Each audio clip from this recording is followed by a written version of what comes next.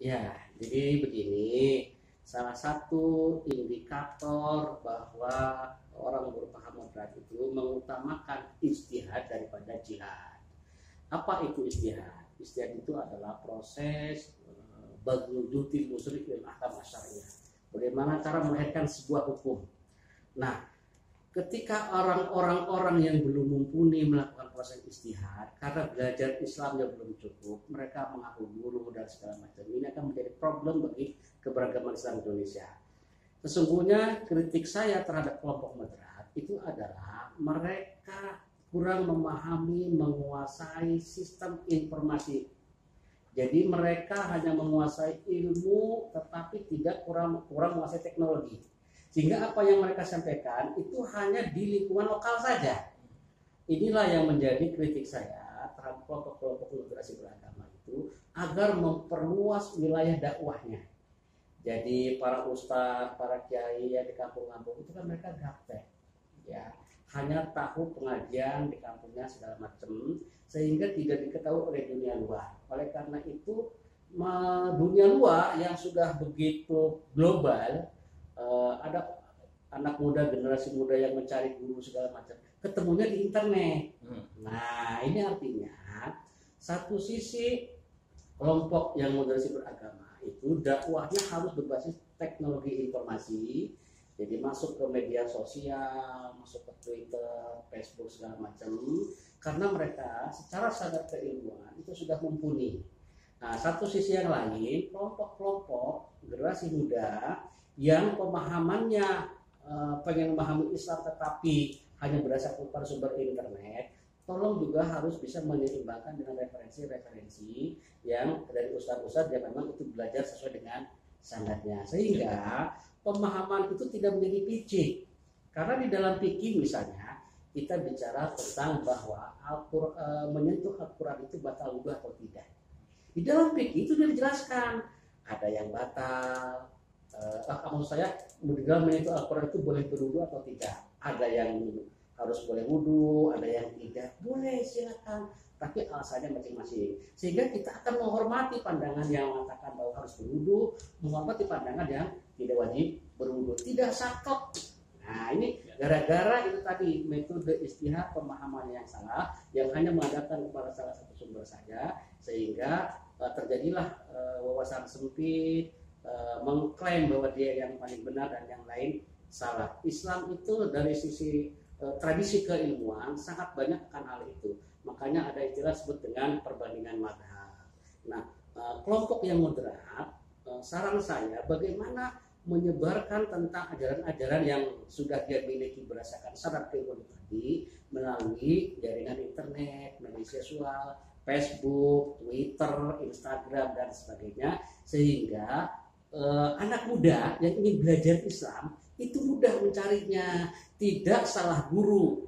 Nah, karena ketika salah guru terjadilah yang seperti saat ini. Orang semangat Islamnya tinggi, hijrah, akhirnya salah memahami hijrah, akhirnya terjebak kepada ustadz dadakan, kiai dadakan, yang karena itu tadi belum bisa baca Quran. Kemarin di Bandung, di Sukabumi, itu ada Kiai Evi, ustadz, wah luar biasa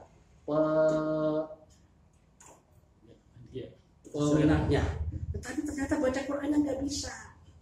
Ini yang menjadi tokoh di influencer itu tadi, peminatnya banyak, kan menjadi ustadz di media sosial di internet itu kan akan merap, oh ternyata baca Qurannya nggak bisa, ini gimana ini. Nah, itu jadi kelemahan kita. Ya, makasih Pak Prof. Masih ada sekitar 2 atau 3 pertanyaan Pak Prof. Pak Prof, seperti yang Pak Prof sampaikan tadi bahwa para guru atau influencer di sisi yang kaum moderat harus aktif juga mengikuti perkembangan dunia teknologi informasi sehingga bisa memberikan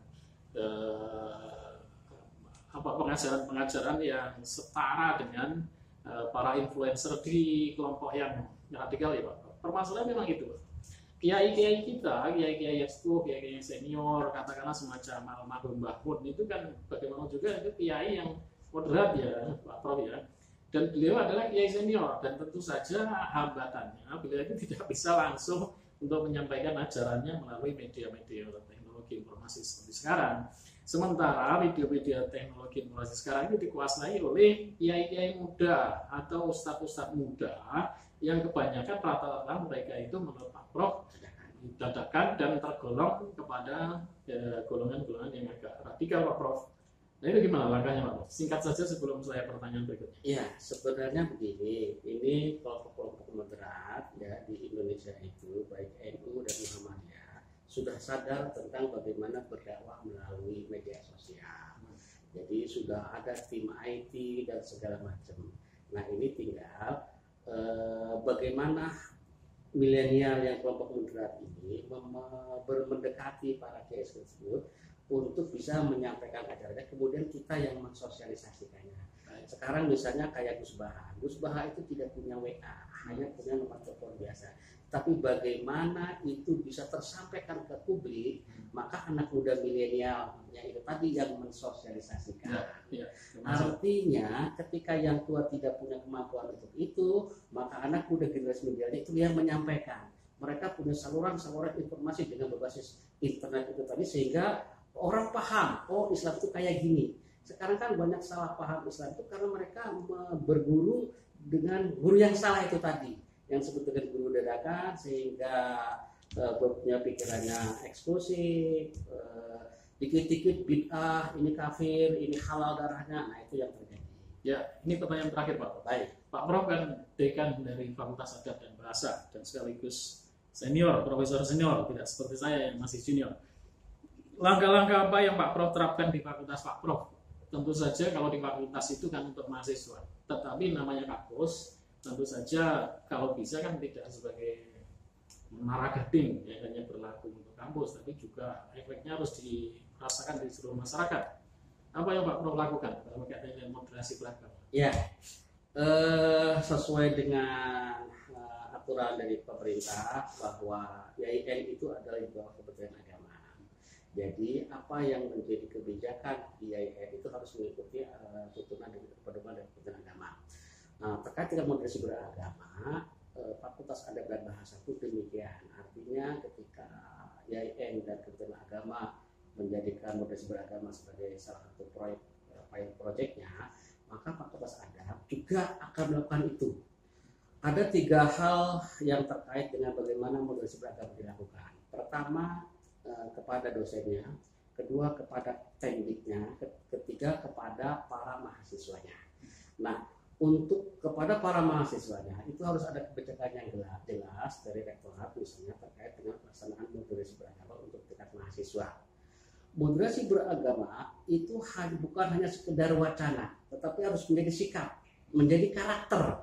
Nah, bagaimana sikap moderat menjadi karakter, menjadi watak, maka kalau kita mengikuti teorinya Likona ada 3 hal. Ada